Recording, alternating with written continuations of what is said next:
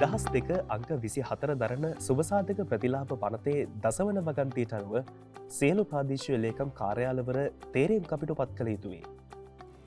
තේරීම් කමිටුවේ ප්‍රධාන කාර්යභාරය වනුයේ අයිතුම්කරුවන් විසින් ලබා දුන් තොරතුරුවල නිවැරදිභාවය පරීක්ෂා කර තහවුරු කර ගැනීම සහ ප්‍රතිලාභ සඳහා සුදුසුකම් තිබෙන පුද්ගලයන්ගේ නම් ලයිස්තුවක් මණ්ඩලය වෙත ඉදිරිපත් කිරීමයි. තේරීම් කමිටුව සභාපති ඇතුළු සමාජිකයන් දෙදෙනෙකුගෙන් සමන්විත වේ. 2024 4/24 දින අංක 2382 ඇල ඉරක් 0.2 රජයේ ගැසට් නිවේදනය අනුව තේරීම් කමිටුවේ සභාපති ලෙස අදාළ ප්‍රාදේශීය ලේකම් කාර්යාලයේ සහකාර ප්‍රාදේශීය ලේකම්වරයා හෝ සහකාර අධ්‍යක්ෂ සැලසුම් හෝ ගණකාධිකාරීවරයා වැනි රජයේ මාණ්ඩලික ශ්‍රේණිය නිලධාරියෙකු පත් කළ යුතුය. දෙවන සහ තුන්වන සමාජිකයන් ලෙස සමාජ සේවා නිලධාරී, වැඩිහිටි හිමිකම් ප්‍රවර්ධන නිලධාරී, ජනපද නිලධාරී, සමෘද්ධි කළමනාකරු, පරිපාලන ග්‍රාම නිලධාරී හෝ පරිපාලන නිලධාරීන් අතරින් දෙදෙනෙකු තෝරාගත යුතුය. තේරීම් කමිටුව පද්ධතිය ඇසුරින් තොරතුරු සමාලෝචනය කරන අවස්ථාවේදී ග්‍රාමීය කමිටුවේ සහායද ලබා ගනී. ග්‍රාමීය කමිටුව ග්‍රාම නිලධාරී, ආර්ථික සංවර්ධන නිලධාරී, සමෘද්ධි සංවර්ධන නිලධාරීගෙන් සමන්විත වේ. ග්‍රාමීය කමිටුව තම වසමේ සිටින අයිදුම්කරුවන් පිළිබඳව නිරීක්ෂණ තේරීම් කමිටුවට ඉදිරිපත් කළ යුතුය. තොරතුරු එක්රැස් කිරීමට ශේෂත්‍රයට ගිය සංගරණ නිලධාරියාද තේරීම් කමිටුවේදී වැඩිදුර පැහැදිලි කිරීම සහ තම නිරීක්ෂණ ඉදිරිපත් කළ යුතුවේ.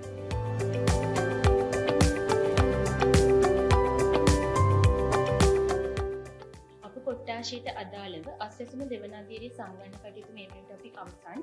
සමීක්ෂණ කටයුතු වලින් පස්සේ දත්ත සියල්ලම පද්ධතිගත කරලා අවසන් කරලායි තියෙන්නේ. ඒ අනුව අද දිනේදී අප තේරීම් කමිටුව රැස් වෙලා සමීක්ෂණ කටයුතු වලින් එළඹිලා තියෙන තීරණ වලට අනුව තේරීම් කමිටුවේ තීරණ ලබා දෙන්නයි සූදානම් වෙලා ඉන්නේ.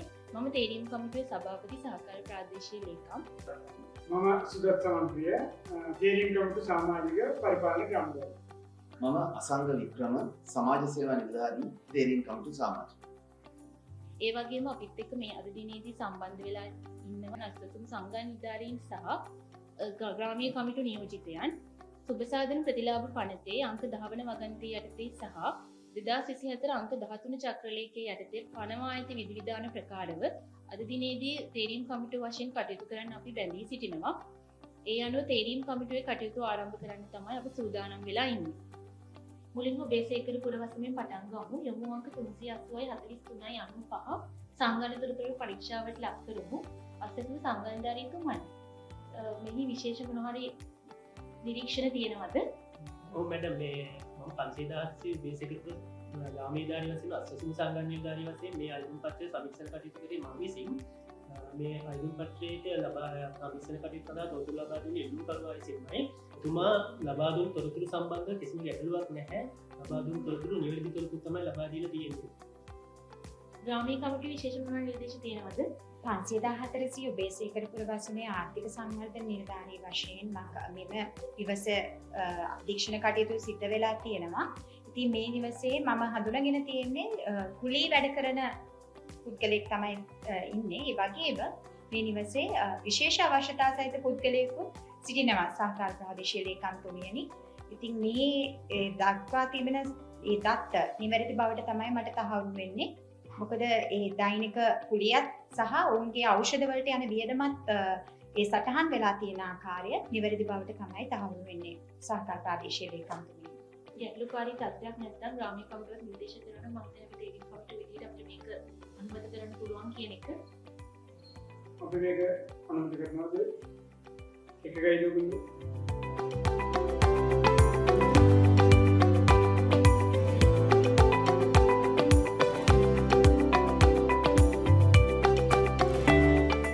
ඊළඟට අපිට යොමු වෙලා තියෙන දේවාලිගම වසමේ 39.54.505 යොමු අංක සහිත අයිදුම් පත්‍රය පරීක්ෂා කරමු. ඒ QR කේතේ යම්කිසි ගැටලුකාරී තත්ත්වයක් තියෙනවා වගේ. ඔය ඇත්තටම මෙතන මේ QR අංකයේ මාරු වීමක් සිද්ධ වෙලා තියෙන බව තමයි පේන්නේ. QR අංකයට අදාළ පුද්ගලයාව නෙමෙයි සංගණනයට ලක් වෙලා තියෙන්නේ. මෙතනද මේ පුද්ගලයාට යම්කිසි අසාධාරණයකුත් සිද්ධ වෙන්න පුළුවන්. සංගණන නිලධාරීතුමිය ඔබතුමියට මොකද්ද මේ ගැන කියන්න තියෙන්නේ? මොකද්ද මේකට හේතුව?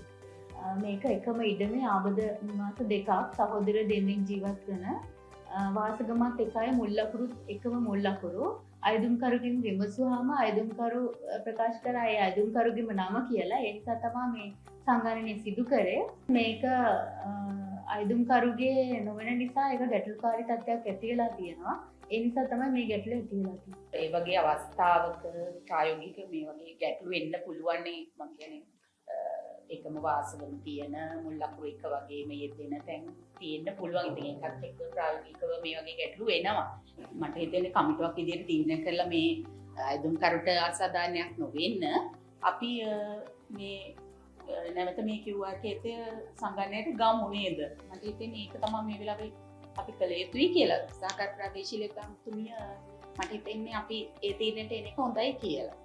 මේ වගේ QR කේත මාරු වෙච්ච අවස්ථාවලදී වගේම අයදුම්කරුවන් විසින් ඉදිරිපත් කරලා තියෙන ඡායාරූප අපහැදිලි වන අවස්ථාවලදී පවා අපිට නැවත අයදුම්කරුට අගතිදායක නොවන ආකාරයෙන් නැවත සමීක්ෂණය සඳහා යොමු කරන්න පුළුවන්. මම හිතන්නේ අපි කමිටුව විදිහට තීරණයක් අරගෙන මේ අයදුම්පත නැවත සමීක්ෂණය සඳහා යොමු කරමු.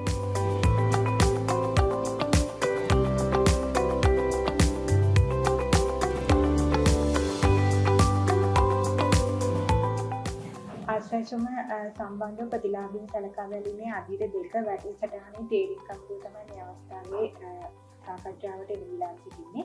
ඒ සඳහා පැමිණලා ඉන්නවා වශම බාල සංගණන නිලධාරී, ඒ වගේම ග්‍රාමීය කමිටුවට අදාළ නිලධාරීන්ව. අපි සංගණන ගුණාංක 220 යටතේ ලබා දීලා තියෙන තොරතුරු පිළිබඳව තමයි මේ අවස්ථාවේ සැලකිලිමත් වෙන්නේ. බැලුවම නම් පේන්නේ මේගොල්ලන්ට ආර්ථික ප්‍රශ්න වගේ දේවල් නෑ වගේ. මොකද ඒගොල්ලන්ගේ ආදායම වගේම ජීවත් වෙන නිවසේ ආචාරූප දැක්කම නම් ඒගොල්ලෝ ආර්ථික ප්‍රශ්න වලින් පීඩාවටපත් වෙලා නෑ වගේ තමයි පේන්නේ. ඇත්තට මේ පවුල සමීක්ෂණය කරද්දී මට පැහැදිලි වෙච්ච දෙයක් තමයි මේ ලබා දීපු තොරතුරු ගැන සෑහීමකටපත් වෙන්න බෑ. මොකද මේ පවුල හොඳ ආර්ථික මට්ටමකින් හසු වෙන පවුලක්. ඒ වගේම තමයි වෙනත් අපහසුතාවකුත් හඳුනා ගන්න ලැබුණේ නැහැ. ක්ෂේත්‍රයේ රාජකාරී කරද්දී දැනගත්ත දෙයක් තමයි මේගොල්ලන්ට වෙනත් ප්‍රදේශයක ඉඩකඩම් තියෙනවා. මම දිගින් දිගට මේ ගැන ප්‍රශ්න කරත් ඒගොල්ලෝ නිවැරදි තොරතුරු ලබා දුන්නේ නැහැ. ඒ වගේම තමයි මම මේ සමීක්ෂණයේ අවසානයේ විශේෂ සටහන් යටතේ මේ පිළිබඳ සටහන් කරලා පද්ධතියට ඇතුළත් කරලා තියෙනවා. ඕනෑම පුද්ගලයෙකුට පුළුවන් නේ අයදුම්පතක් ඉදිරිපත් කරන්න. ප්‍රාදේශීය ලේකම් කාර්යාලයක වගකීම තමයි ඒ ඉදිරිපත් කරන අයදුම්පත සංගණනයට ලක් කිරීම.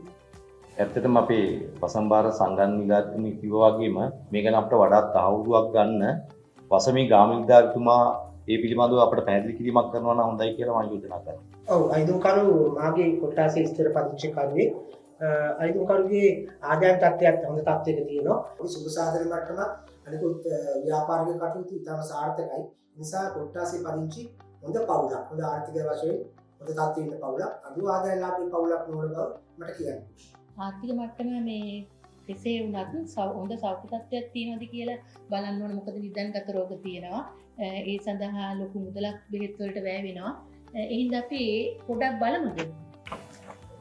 ඔව් දත්ත පද්ධතිය දිහා බලනකොට නම් නිදන්ගත රෝග හරි වෙනත් රෝගයකින් ඒගොල්ලෝ දීර්ඝකාලීනව පීඩාවට පත් වෙන බවක් පේන්නේ නැහැ. ඒ අනුව බලද්දී සෞඛ්‍ය තත්ත්ව පිළිබඳව පැත්තට පවුලේ හැමෝම යහපත් සෞඛ්‍යයෙන් ඉන්නවා. ඔව් එහෙනම් ඉතින් අපි තීරීම් කමිටුවක් විදිහට තීරණය කරමු මේ සංගණනය කරන ලද තොරතුරු ආරක්ෂක පද්ධතියේ නිතිආකාරව ඒ විදිහටම තීත්පත් අපි ආශ්වාසම යෝජනා ක්‍රමයට මේ ආයතන පත්‍රය ප්‍රතික්ෂේප කිරීම. මේ සඳහා සියලුම අපේ කමිටු නිලධාරීන් මේ සම්බන්ධ ඒකාත්මය පළ කරනවාද කියන එක තමයි අපිට අවසාන වශයෙන් දැනගන්න ඕනේ. ඔව් ඒ තොරතුරු අනුව මේ පද්ධතිය අඩුවාදායම්ලාභී පවුලක් නොවන බව හොඳ සුබ සාධන මට්ටමක් තියෙන පවුල බවත් අපි එක වෙලෙ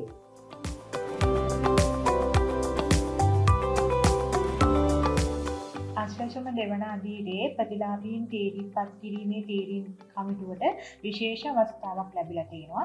ඒ තමයි දැනට පද්ධතියට අයදුම්කරුවන් සම්බන්ධව ඇතුළත් කරලා තියෙන තොරතුරුන් සංශෝධනය කරන්නත් ඒ වගේම වෙනස් කිරීම සඳහා විශේෂ අවස්ථාවක් ලබා දීලා තියෙනවා.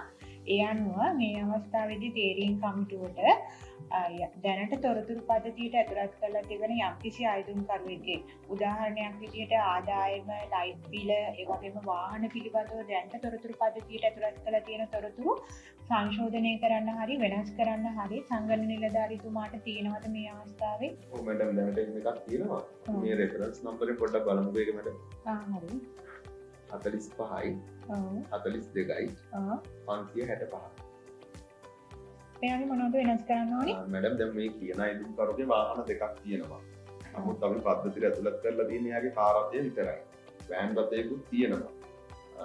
නමුත් මට ඒ කියන්නේ සංගණනය කරන අවස්ථාවේ ගැන දැනුවත් කරලා නැහැ එතුමා. දැන් මේක දැන් හරියටම අපිට මේ කන්ෆර්ම් කරගන්නවා නම් අපිට මෝටර රථ ප්‍රවාහන දෙපාර්තමේන්තුවෙන් මේ ගැන අපි විමසීමක් කරලා මේ දත්ත මේ හොයාගන්න ඒ කියන්නේ හොයාගෙන මේකට ඇතුළත් කරන්න පුළුවන් නම් හොඳයි කියන දන්න තමයි මම ඉන්නේ. තේරීම් කමිටුවක් විදිහට අපි රැස් කරන තොරතුරු විනයදභාවයකින් සහ විශ්වාසනීයත්වයකින් යුතු වෙන්න ඕන. ඒ සැකයකින් තොර වෙන්නත් ඕනේ. ඒක අයදුම්කරුගෙට අසාධාරණ නොවන පරිදි මේ කටයුතු කරන්න ඕනේ. එම නිසා අපි දැන් මේක සාකච්ඡා කළ කරුණු අපේ වසම්බාර සංගණන නිලධාරී කියපු කරුණු තහවුරු කරගන්න පුළුවන් ගාමිණිධාරී තුමියගෙන් ගාමිණිධාරීතුමිය එතුමිය විසින් කියපු කරුණු සම්බන්ධව තහවුරුවක් ලබා දෙනවා නම් අපිට කපුටුවක් වශයෙන් ඒකට අවශ්‍ය තීරණ ගන්න පුළුවන්. මම දන්න විදිහට මෙයාට ඇතුළත් කරලා තියෙන වාහනයට අමතරව තවත් වාහනයක් තියෙනවා. ඊට අමතරව කුඩා ව්‍යාපාරයක් කරනවා කියලා දැනගන්න පුළුවන්. අපි අනිත් වාහනය ගැන මෝටර රථ ප්‍රවාහන දෙපාර්තමේන්තුවෙන් කරුණු විමසලා බලලා ඒ තොරතුරු අනුව ආයුධපත සංශෝධනය කිරීම සුදුසු කියලා තමයි මම හිතන්නේ. ඔව් එහෙනම් සංගණන නිලධාරීතුමාන් දුන්න තොරතුරුත් ඒ වගේම ග්‍රාමීය කමිටුවේ තීරීම් භාර ග්‍රාම නිලධාරීතුමිය විසින් ලබා දුන්න තොරතුරුත් පදනම් කරගෙන වගේම ඒ නිරීක්ෂණයට අමතරව විශ්වාසනීය තොරතුරක් විදියට මේ වාහනේ අයිතිකාරත්වය මේ අයදුම්කරුවෙතම තියෙනවද කියන එක අපි මෝටර රථ ප්‍රවාහන දෙපාර්තමේන්තුවේ විමසීමක් කළා. ඒ සම්බන්ධව ලිඛිත සාක්ෂියක් පදනම් කරගෙන දැන්ට අයදුම්කරුගේ සම්බන්ධව පද්ධතියට ඇතුළත් කරලා තියෙන තොරතුරු සංශෝධනය කිරීමට තීරණය කරනවා තේරීම් භාර කමිටුව විදියට. ඒ සම්බන්ධව සංගණන නිලධාරීතුමාත් ඒ වගේම ග්‍රාමීය කමිටුවේ සමාජිකයනුත් එකද වෙනවද? සත්‍ය තොරතුරු ඉදිරිපත් කිරීම සියලු දෙනාටම හොඳයි. ඒ නිසා අපි ඒක තහවුරු කරමු.